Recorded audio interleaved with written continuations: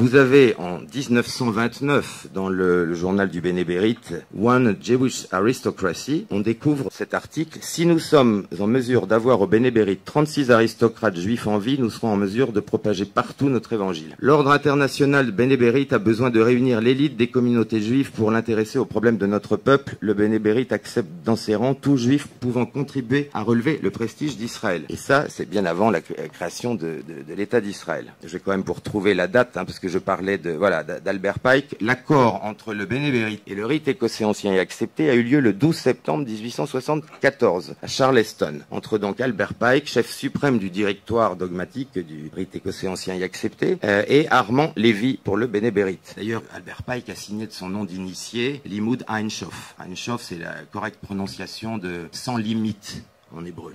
Voilà. Alors, je termine juste avec ça. Accrochez-vous. Cet extrait de la revue du Bénéberite de janvier 1923. C'est le Bénéberite qui parle. Le Ku Klux Klan peut devenir un instrument de progrès et de bienfaisance utile à la fois au pays et à ses citoyens. Vous voyez ? Bon. Faut comprendre quand on essaie de dire des choses, quand on dit que les nazis, c'est pas toujours du côté... Enfin, vous voyez ce que je veux dire ? Bon, là, quand même, je pense que... Voilà. J'en dirai pas plus, c'est pas la peine. Ça, de toute façon, c'est sourcé, c'est prouvé, on a retrouvé, donc voilà.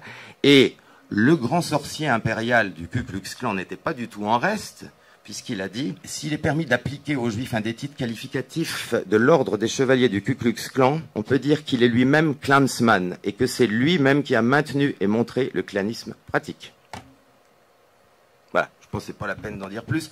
En tout cas, le lien déjà entre le Bénéberite et le rite écossais ancien accepté est démontré et prouvé, et le lien entre le Bénéberite et le Ku Klux Klan aussi. Voilà. Alors, bon, quand même des documents qui restent.